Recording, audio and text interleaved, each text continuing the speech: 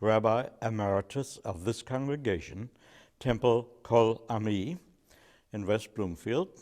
We were founded 40 years ago in the month of June of 1966, and this building was built about over 9 years later, and we had been worshiping at a Unitarian church and in some other places, and we have expanded to the extent that now we want to enlarge our facilities here. Very good. All right, very good. Now, if my math is right, you're 85 years old? I'm 85 years young. Mm-hmm. Okay.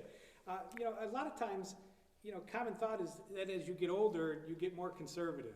But that doesn't seem to be the case for you. You're very, very open, and you're not very strict or rigid. Is it? No, that's true.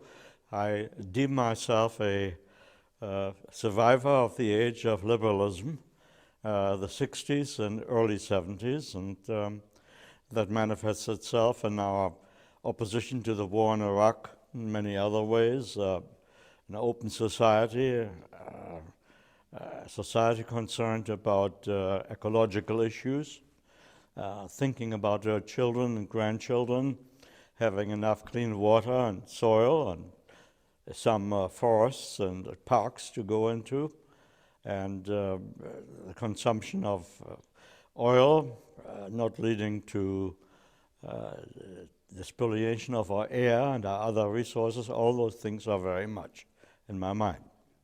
It seems though, social action, peace and justice issues are very important to you and your generation almost. It's very important. But sometimes I don't see those same concerns with the younger generation. Well, it's a great concern of ours. For instance, our congregation was established on the principle of social interrelation, let's say. And our own tradition, the Jewish tradition, takes for granted that you feed the hungry, that you shelter the homeless, and that you clothe the naked. And we are doing that. But social action has to be beyond those concerns, certainly beyond your local confines in fairly opulent Oakland County. And we think about Wayne County and parts of our own country in the south, and the world at large, where there's still so much poverty and sickness. We have to extend our horizons beyond it. And that is not always easy to convey to our young people. It almost seems, whether it's Haiti or El Salvador or Iraq or even New Orleans. Yes. It is that it seems like the United States isn't learning a lesson here. No, you're right. And it's interesting that speaking of society concerned about ecological issues, thinking about our children and grandchildren, having enough clean water and soil and some forests and parks to go into, and the consumption of oil not leading to the spoliation of our air and our other resources. All those things are very much in my mind. It seems though, social action, peace and justice issues are very important to you and your generation almost. It's very important. But sometimes I don't see those same concerns with the younger generation. Well, it's a great concern of ours. For instance, our congregation was established on the principle of social interrelation, let's say. And our own tradition, the Jewish tradition, takes for granted that you feed the hungry, that you shelter the homeless, and that you clothe the naked. And we are doing that. But social action has to be beyond those concerns, certainly beyond your local confines in fairly opulent Oakland County. And we think about Wayne County and parts of our own country in the south, and the world at large, where there's still so much poverty and sickness. We have to extend our horizons beyond it. And that is not always easy to convey to our young people. It almost seems, whether it's Haiti or El Salvador or Iraq or even New Orleans. Yes. It is that it seems like the United States isn't learning a lesson here. No, you're right. And it's interesting that speaking of New Orleans and Katrina, in this congregation, and I was not really pushing it, it came out of itself, a number of middle-aged and older women went to volunteer within the weeks and months after it happened, taking care of the homeless or whatever they could do, distribute the relief stuff that was coming into the South.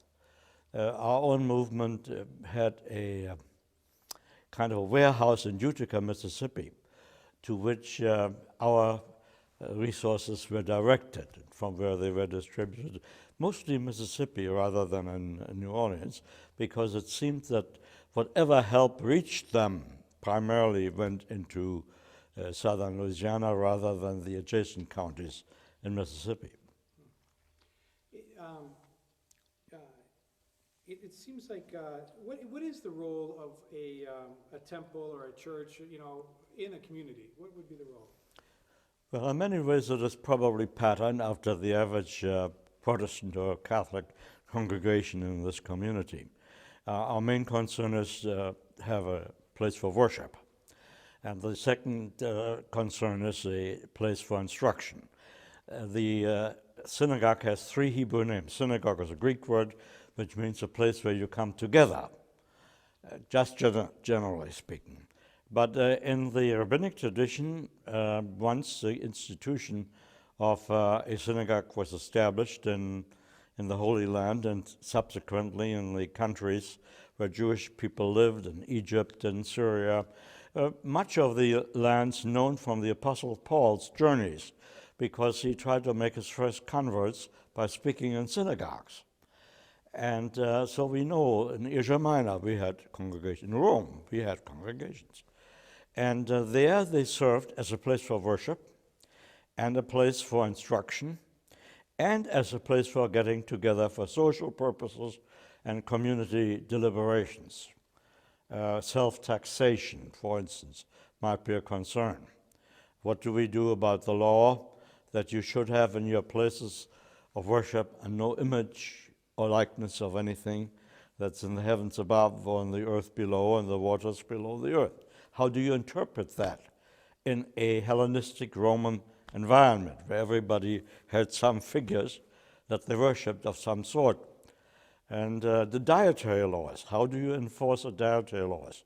As a matter of fact, it took them a long time to specify exactly what animals, for instance, a hen, a chicken, nobody knew when the Bible was written what a chicken was.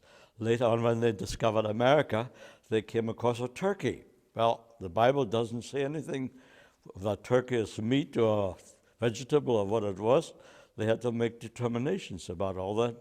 And the synagogue was a place of deliberation, study for small children, later for academies for further advanced studies. And I think to some extent that's our main function in America today. And so it could be used as a place where people make layettes for hospitals or where they have instruction of all kinds, of course, and where we collect food, where we had just finished a week of hosting the homeless in Oakland County. There's an organization here, and they went from us to the Unitarian Church, the very church where we got our start, the Birmingham Unitarian Church on Woodward Avenue, where we worshiped until we got ready to buy this property and build up facilities. It seems, from what you said, when you talk about the role of the church or the synagogue, is that most religions seem to have more in common than not. It's education, right. It's peace. Yeah. Can you talk about that commonality? Because you do a lot of work in interfaith type. Yeah, well, that certainly we did it already in Pontiac. At that time, it was. They didn't hear my question, so if you could say that, the interfaith, or just so Yes, they won't hear. I would say so. I would say that continues to be the case. We have we are planning our interfaith Thanksgiving service, in which certainly the Catholic Church and many Protestant denominations, as well as Muslims Hindus, Sikhs, Buddhists, Baha'i have all been involved. And we try to involve some of the young people. And the Native Americans have contributed a great deal to it through their drum corps and their dancing and things like that. And when a collection takes place, it usually goes to the South Oakland Food Coalition or some such Salvation Army, some such institution on which we agree. And the monetary collection likewise will benefit usually an overseas charity of some kind. Now, so would you say that these different faiths have more in common or less in common? Well, I think to some extent it depends on the leadership of a community. Now we are not a hierarchical system in Judaism. Each rabbi and congregation is autonomous. But even here, our council of rabbis, the Reform or liberal rabbis in this case, nationwide and international, favors cooperation, favors building bridges between groups that differ. We would, as a rule, establish contact with Christians and Muslims and others if they have not already done that on their own account. And in our own community, for instance, we work with the Muslim community as much as we can and meet with some of the imams and have common events like this interfaith Thanksgiving service. But the National Conference of Christians and Jews for the longest time was very instrumental in bringing us together, both for study and for discussion topics on health issues, for instance. What can we do together to enhance the common health of the community? Health insurance, for instance, would be such a topic. Fighting poverty, certainly, to bring us together. We do, and it depends to some extent. If, for instance, in a hierarchical system, the bishops will take initiative, then the flock will follow, and it will be easier for others to come together. And I think it is in this respect that I probably met Bishop Gumbleton, because for many years he has been involved in precisely this kind of things. It was a concern about the authoritarian regimes in Central and South America and the poverty there, and bringing democracy to those nations against the dictatorships. And the church was certainly instrumental in calling the attention of non-Catholics to the injustices that prevailed in Guatemala or Nicaragua or you name it. And in mitigating the prejudices against the regime such that it was in Cuba, or let's say later on in Venezuela or wherever, Bolivia, where there were popular movements trying to undo the excesses of capitalism and the exploitation of the poor. I think that was a great merit of the church 30 years ago, bringing to the attention of others who, then of course there was a calamity in Nicaragua in which our government was involved at that time, which was really to prop up the capitalistic dictatorial regime against the will of the people. Now, in all these areas, and also in bringing more democracy to our own country, it is not by coincidence, I noticed, that the church locally came out strongly to oppose Proposition 2, to do away with the laws enhancing affirmative action.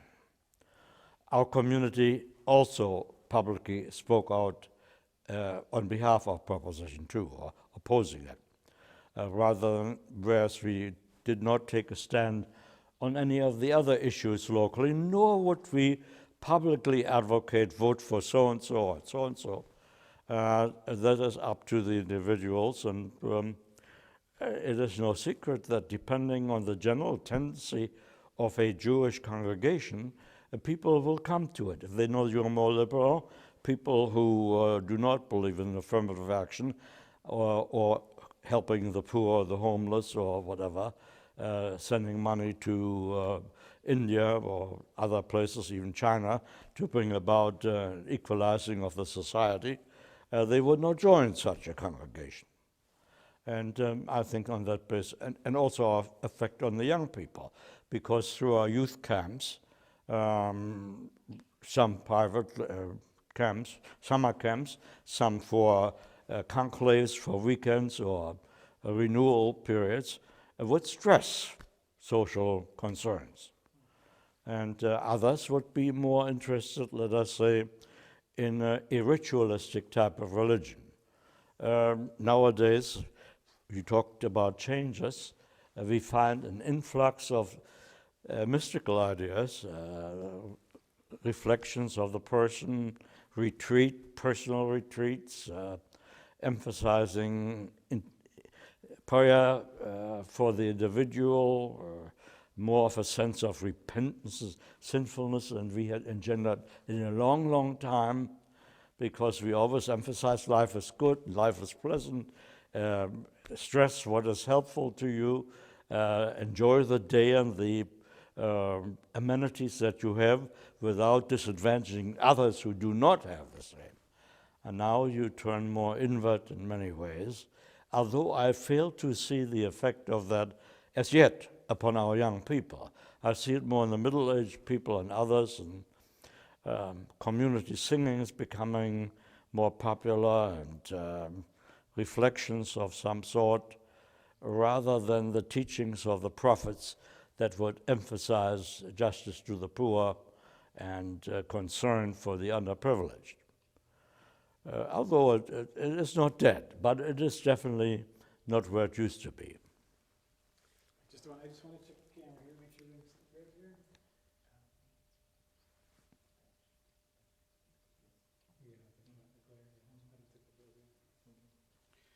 All right. Well, I think you and Tom Gumbleton have many similarities as far as your attitudes on interfaith and social justice, or social action and peace and justice. And I know there's probably great respect between you two. What are your thoughts on Tom? When you think of Tom Gumbleton, what do you think? Well, I'm struck by his humility in many ways, by his kind of reflectiveness and not pushing himself. Too many of the clergy of all our denominations, there is no exception. If they feel a sense of importance, maybe by standing up behind a pulpit and have a congregation there, and having a message that seemingly appeals to them, acquire a sense of, I wouldn't say necessarily superiority or haughtiness, but this original sense of humility, and part of the people gets lost. I don't sense that with him at all. He's still, and of his concern, even now at his advanced age. Now, I'm more advanced than he, but you know what I mean. We're no spring chickens, that's what I'm saying. Not being a spring chicken, he travels to Haiti, which is known as a volatile community, a dangerous community. Clergy have been apprehended. They have been mistreated. Aristide himself has been misjudged. And there he goes in there, and he works both with the underprivileged and the poor, the women, and tries to diffuse whatever tensions there are and inject a true spirit of democratic equality, such as we preach publicly but not convey in every respect, in a country as underprivileged as Haiti. And that is very, very, I think, very exemplary, and it serves as a symbol of leadership that one should emulate. And it is in that respect also the fact that he has retained as his a pastoral domain a congregation that I would term to be in the inner city, and that he has not sought a more affluent or a more congenial lifestyle for himself, so that he personifies in every way the ideals that he publicly espouses. It's interesting, and I hope you can comment on it without being critical of the Catholic Church, but in a lot of ways, Tom lives his life as he sees Jesus living, but the Catholic Church seems to have gotten away almost from what should be the teachings of Jesus. It's almost like they, what my question was to other people is, Tom is Tom out of step with the church, or is the church out of step with Jesus' teachings? Can you comment on that? I know it's probably a... Well, I would be very reluctant to. I noticed, if I may, I'm not a diplomat in that sense, but I realized, by the way, that he has managed very well still to maintain his status in spite of the changes after Vatican II. We realize that following Pope John the 23rd, whom we all recognize as a saintly, remarkable person coming out of nowhere and within 5 years revolutionizing a church that had been stagnant for centuries. And that of course caused opposition, and we all follow the rule of Hegel that if you have two oppositions, there will be a synthesis, and then again they will come again, so forth. The dialectics of life, you might say. And he has been captured in that to some extent, and yet throughout the papacies of Paul and John Paul and now Benedict, has kept a stable course for himself, and through quiet preaching has perpetuated that. Now, so of course, in many ways, the church, certainly John Paul, opposed our entrance into a war in Iraq. He was on the area of war and peace. I think there has been no difference of opinion on the part of the hegemony of the church. With regard, for instance, to an attitude towards other religions, there has been an openness that has not been changed, even now, where we all know that Pope Benedict is clearly more conservative than his predecessors were. And I was interested in the recent controversy about the address that he presented in, of all places, Regensburg, Ratisbon, which is a very old Jewish community in Bavaria. And of course, he as a German pope, our community wondered what his attitude was, because he grew up in Nazi Germany, and to me, who also grew up in Nazi Germany and came over at the age of 18, being liberated from the cauldron of Nazi persecution that way, wondered whether that might have any influence. He was compelled to be part of the Hitler Youth. There's no doubt in my mind about that, where he grew up, and yet in general, he has maintained on a somewhat more restricted basis a dialogue with the Jewish community, which centers on some controversial issues. The status of Pope Pius XII. Could he have done more to save the remnant of the Jewish people? Or was he so consumed with hatred for the communists that whatever the Nazis did served the purposes of the church, which obviously was not the case because there were martyrs who obviously fought Nazism. And we consider them among the righteous of the Gentiles, and they are perpetuated in Jerusalem at the Yad Vashem Center there. So that struggle on women's issues, we feel clearly, I do, that while he does not publicly, speaking of Tom, while he not publicly pronounces it, that his whole status, idea about the status of clergy, male or female, the issues of married clergy, the issues of participating women in the life of the church, in all these areas, the personal habits of people in their married life, sexually, the freedom that they should have, that there, while he does not publicly make a testimony, his private testimony would indicate a certain understanding and sense for those parts of the church that want to advance further along those lines, which liberal non-Catholics would certainly appreciate and feel very much at home in.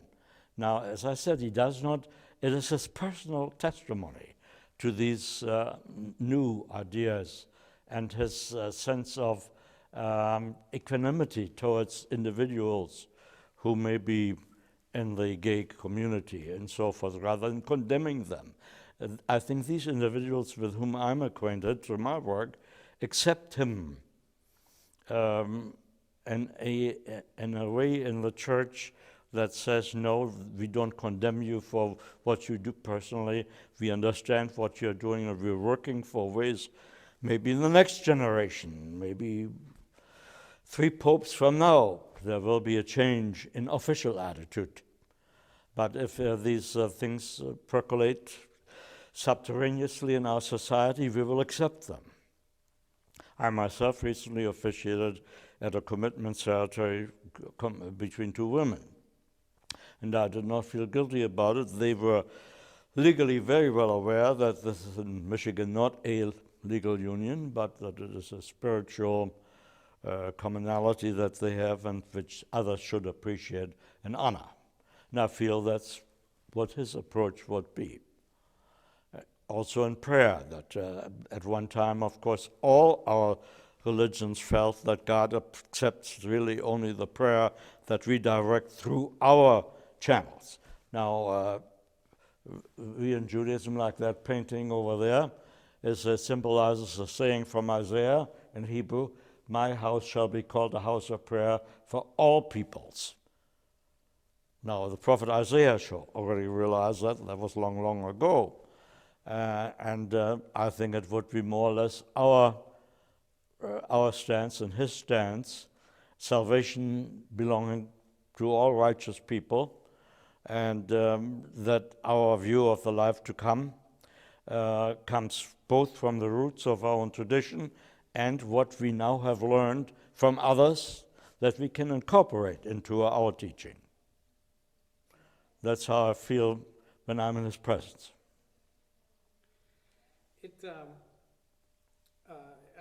I'm trying to combine, even though there's maybe 10 years difference between you and Tom in age, it seems like I'm trying to understand what's made you both like that, or people from that generation, if it was the 60s, with the peace, love, if it was for Tom, Vatican II, if there was what has made you and Tom the way you are? Well, I think that it was a large extent the need to break barriers. The racial issue in America certainly was a major factor in bringing people of religious faith together, recognizing that millions of our fellow Americans were still, oppressed. It was not exactly like Jews experienced in Nazi Germany, or as many people experienced in the Soviet Union.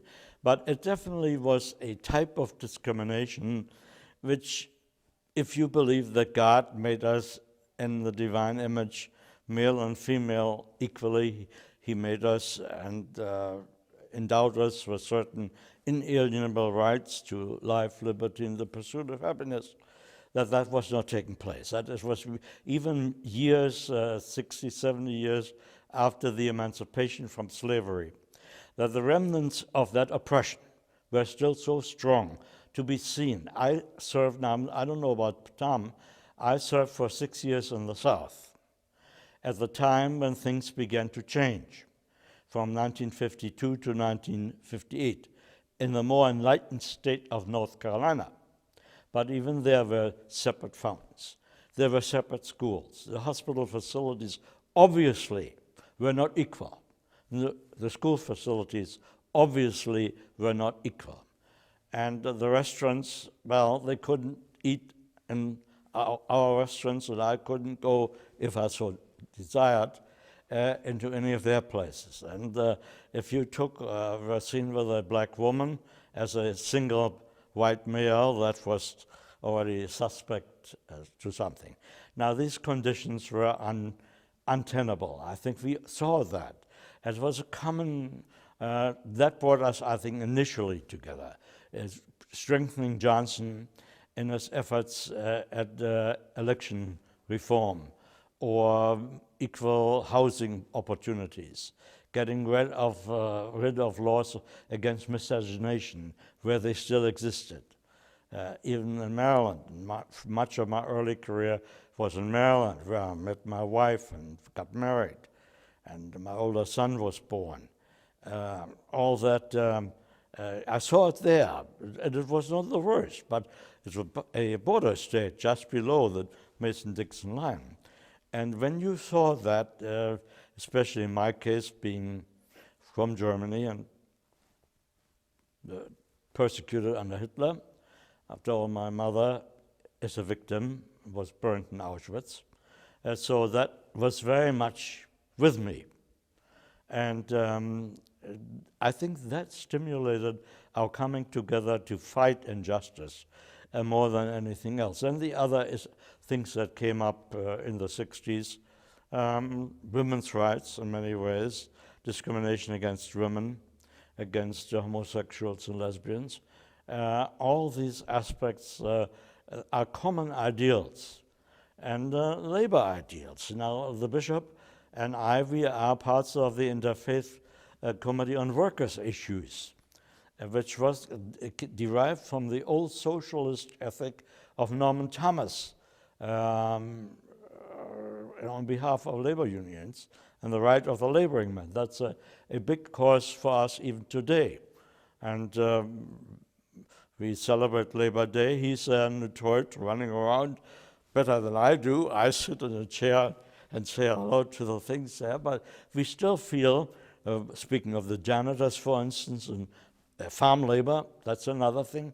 I think many of us came through brother in California, the farmers' workers, because we very strongly felt we love those California tomatoes and apricots, and you can name it, even at times when we didn't enjoy them, but the ways that they were produced, or the cheap chickens were produced in Maryland and Virginia, it necessitated an active part in helping these people to be unionized and to obtain better conditions.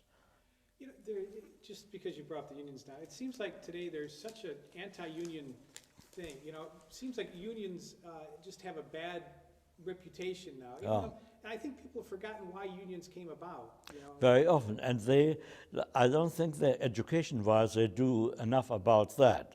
And to awaken in all of us, and many of our grandmothers or grandfathers worked for slave labor. After all, in Detroit, we all know the name of Henry Ford, and his wages were not too generous for the profits and so forth that he derived from it, and his fellow competitors subsequently. I'm not going to single them out because they were all in the same boat, and labor achieved tremendous gains. Now, I think some of the anti-labor sentiment is because some people envy, actually, the achievements of labor, the status of the laboring person, of the movement, and so forth. And I think also believe that much of the protest from the Third World against America is predicated on the fact that they have not shared in the general advancement, economic as ours has been. And that's what I try to see in some of the violence in the Near East, that there is a suppressed feeling of we don't have the advantages that you in the Western culture have derived. And it leads to some excesses which are dangerous and which I recognize have to be confronted, even if I'm not always sure about the means of fighting them. All right, moving from that now, when I talked to Rudy Simons, he had mentioned to you, to me, that you were watching some children on the night of the Kristallnacht, and I was interested in that. If you could tell me about your experience of, it's the night of broken glass? Or? Yes, well, you know, we meet just about the same time that it happened, on the 9th of November, 1938. I was in Berlin. I was born in Berlin. My father had died when I was very young. My mother worked as a matron of a home for the aged in Berlin, in which her mother, my grandmother, was a resident. And I was not there. She did not want me to grow up with the elderly there. I was in an orphanage. Indeed, most of the children there, both boys and girls, were either from divorced families or where one parent had died. And that night was a terrible memory. The Nazis were trying to destroy the synagogue located in our orphanage. Actually, there were two. There was one that we used for public services and one a private prayer chapel, you might say, where the students, the children there conducted daily services in memory of the benefactors and said the memorial prayers and candles that we would light in memory of the departed.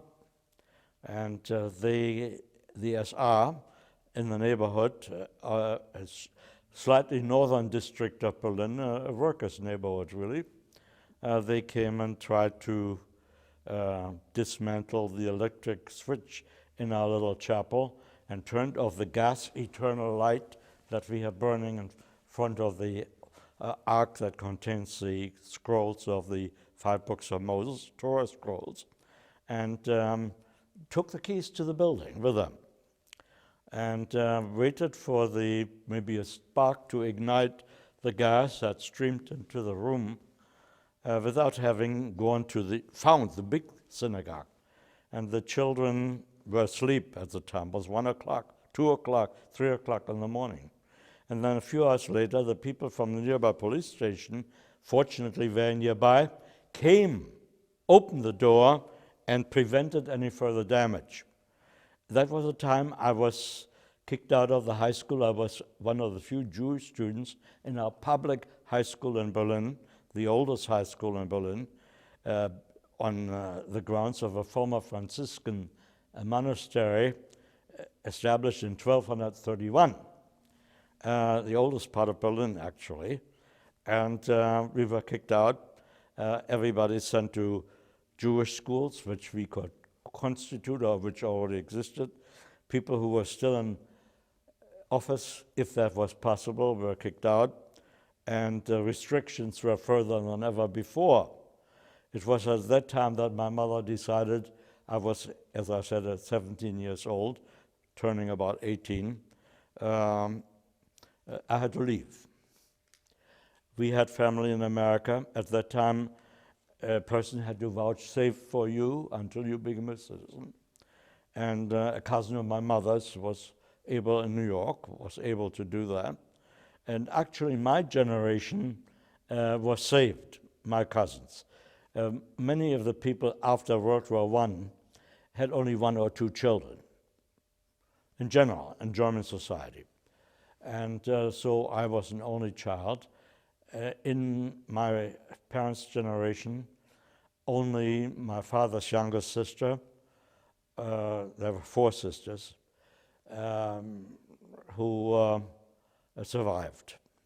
She was married to a Protestant who had been asked to divorce her, which she refused to do, and they both were threatened with expulsion, but the Russians conquered that part of Berlin before when the war was over.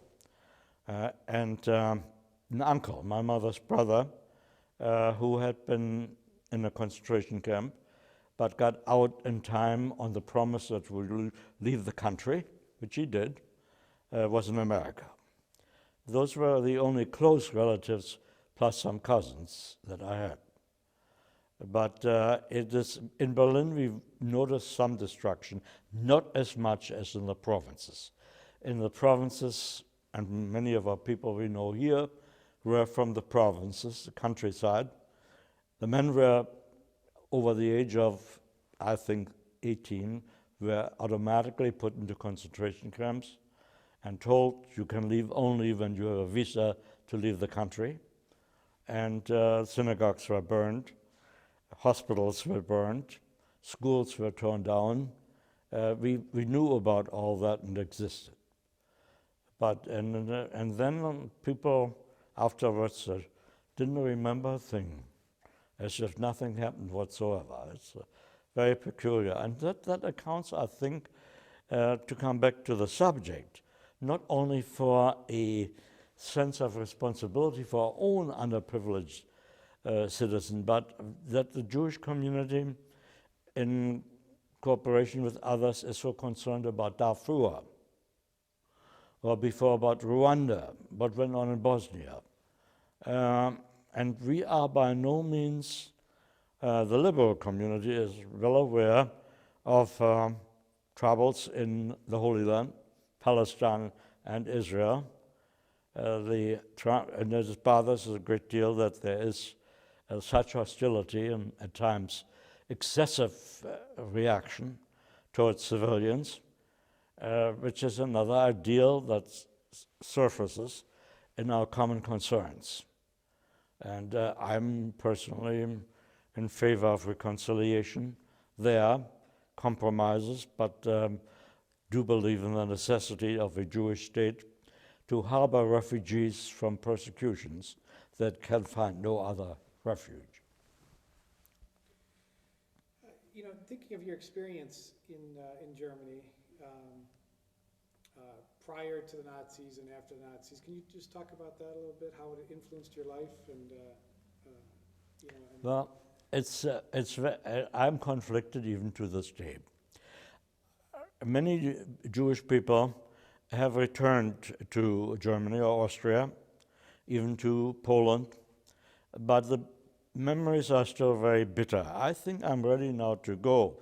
There was a time about 15 years ago when we had a consulate here, a German consulate in Detroit. Now we have to go through Chicago for that, which would provide for free trips, all paid for husband and wife or parents and children or whoever, who wanted to spend up to, I think, 2 weeks any part of Germany.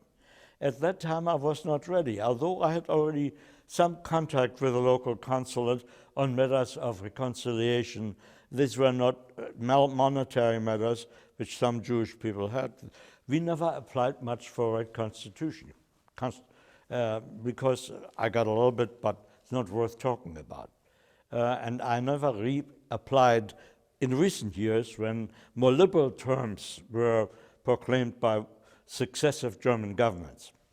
But I would probably be ready now with some help to go back and look around. I miss my father's grave in Berlin, to which my mother's name has been added by a person whom I do not know. Somebody there added the dates of my mother's birth and her presumed death, which we can figure out because we know the transport that took her from Czechoslovakia, where they had been in Theresienstadt near Prague, to Auschwitz. And one can presume within a short time of arriving at Auschwitz that the worst took place. But I now might be ready to do it. We don't travel as much as we did before. My wife is somewhat younger than I am, so she does the driving long distance. I still do driving on familiar roads, but I'm not very active in exploring unknown areas, either of Oakland or Wayne County or Michigan or beyond. So Berlin would be entirely different place. So if my son were willing to go, I might consider that.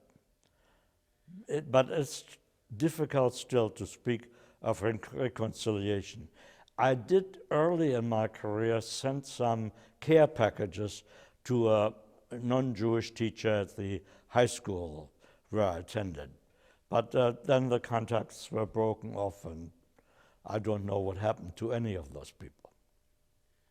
What would you want people to know about your experiences? If you had to tell younger people or somebody may watch this tape years from now or something? Well, I do. As a matter of fact, just this weekend, a colleague of mine asked me to come to Muskegon to speak to his and to a Lutheran congregation there about my experience and what that means.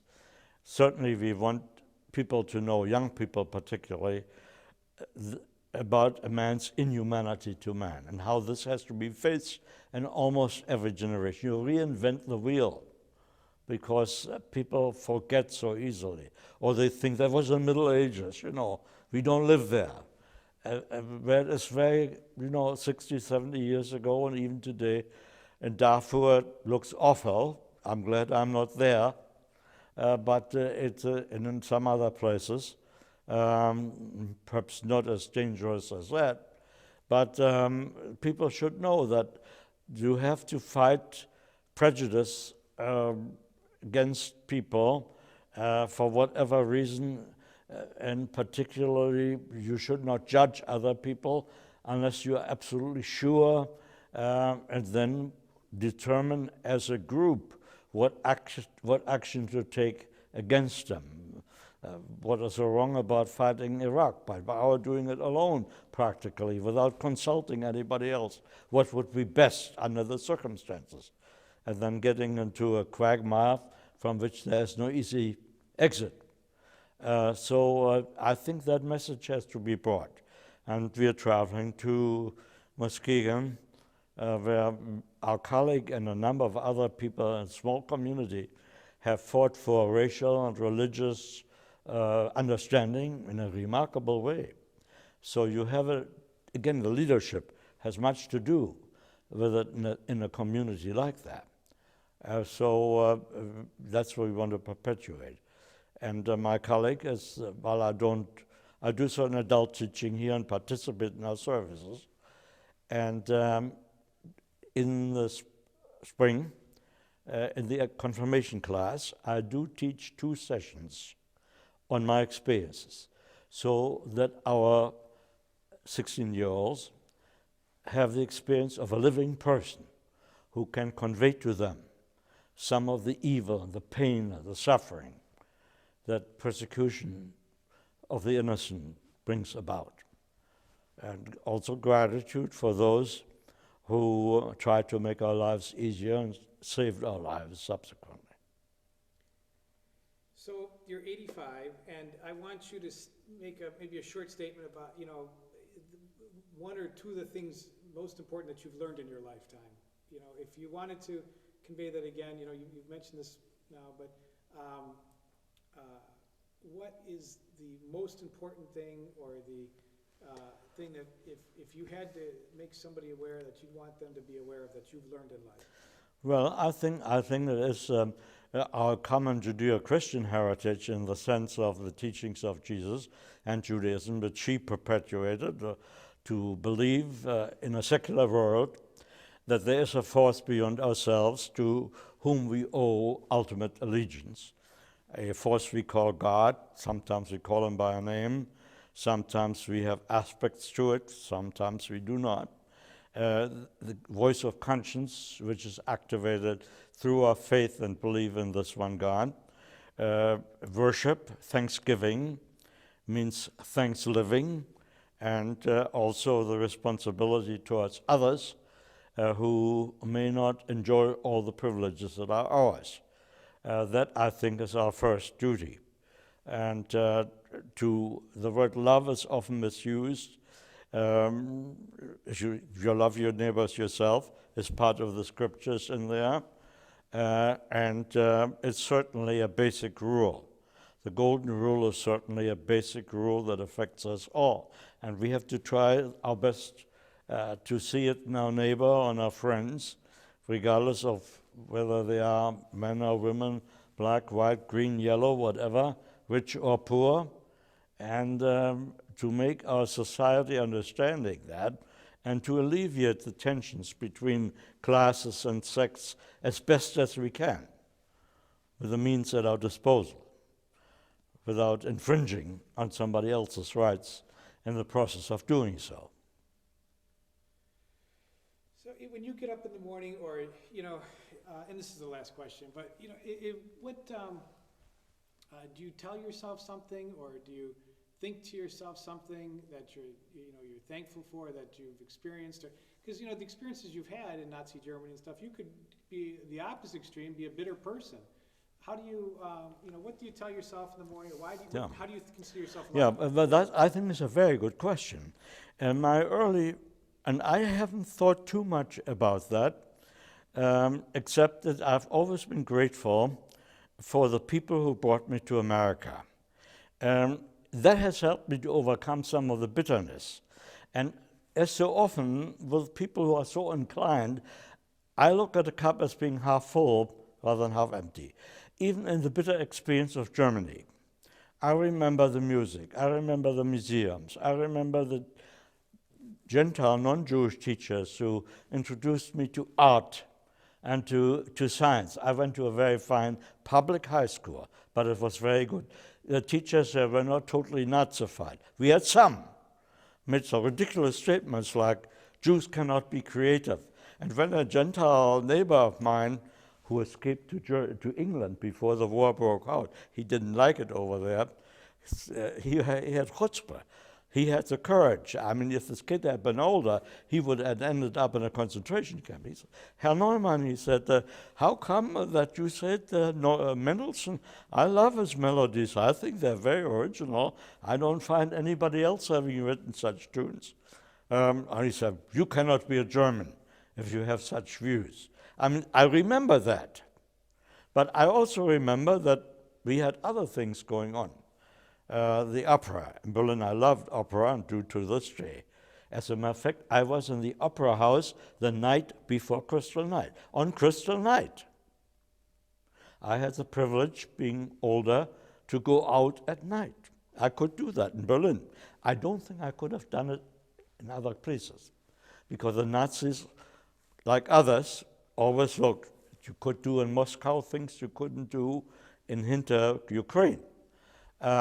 Or elsewhere like that. And it is that I remember. The people who brought me to America, I tried to persuade them to bring my mother over as well. Oh, they said, you go to college, you become a teacher. That's what they wanted me to be. And a rabbi means teacher. I wasn't exactly the teacher they wanted to be, but that's what my predilection was. I loved services, I loved Hebrew and studies and so on. And I appreciated, although they didn't help me as they could have helped me, that at least they gave me a start, and subsequently could make, they happened to live in Cincinnati, where our seminary is located. And I wanted to become a liberal rabbi, so that was it, and natural setup. Still, what these people did for me and others did for me, I always looked at that with gratitude, rather than a little slight here. For instance, in our profession, and in that respect, of course, the hierarchical setup is somewhat different from the competition of a congregational setup, because ministers or cantors will always compete to be maybe at a fancier place, richer place, and so on. It never entered my mind, never. I mean, and we have colleagues of both kinds, and I don't envy those who, it so happens, our temple next door, half a mile down there, is one of the 5 largest Jewish congregations in America, Temple Israel. It has a clergy of 5 ordained rabbis, 2 or 3 cantors. I don't know how many families. But it never struck me like I wanted to serve that group. We originally restricted ourselves to 300 family units here, because we felt one rabbi should serve as many as he could. And any congregation of more than 300 units, you couldn't remember the kids' names. Now I don't remember them as it is, you know. I have to fake my way through when we go to a shopping center and the kids say, hello, Rabbi Conrad. Hello. Now that, of course, happens in large congregations, and even as an emeritus would happen to me now. But I do participate in our confirmation services and consecration, and have assumed responsibilities in a group that is still somewhat in the process in Grosse Pointe. We did not have a sizable Jewish population in the Grosse Pointe area because it purportedly was restricted to Italians, Jews, blacks, and so on. And we have gradually made inroads there, and they now get ready for service. And I told them when their previous person, part-time, was transferred to New Mexico, that I would serve them, and I enjoy it, because here, as emeritus, you are somewhat restricted in preaching or whatever it is, and there I still am a big fish in a small pond, and here I'm hardly swimming here and there, but still there, yeah. How much tape is left? Doesn't it? Can you see that? Up in the corner. Yeah. 23:55. Okay, so, okay, we're out of tape. We just got one last thing. If you had to use like 2 or 3 words to describe your philosophy of life, enjoy life, or you were going to say something, 2 or 3 words, what would All you? right. Well, I quote the Latin because Latin was one of the main languages we learned in high school. Carpe diem, pluck the day, said Horace, and that's what I do. I live every day for its own sake. I give thanks to God every morning that I'm alive, and when I come to this building, maybe 4 or 5 times a week, I do spend a minute or so in the sanctuary for being alive and thinking, able to walk, still enjoy food, my wife and our children. Unfortunately, our other child, a daughter, lives in New Hampshire, and we have 1 grandchild. I enjoy him. His birthday will be tomorrow. But and so I'm glad that I can do what I'm doing. I also, by the way, serve in 2 nursing facilities, having services there once a month, and consider that very important. And it enriches my life to do whatever pastoral care work or inter-community work I can be doing. Every day counts. And for that I'm grateful and hope to have as many days as God will allot me to. But we pluck every day for its worth and count the blessings on that day. Well, thank you, too. Thank you very much. Thank you very much. Thank you, David. Thank you. Let me turn off the slide. You can stop the tape there.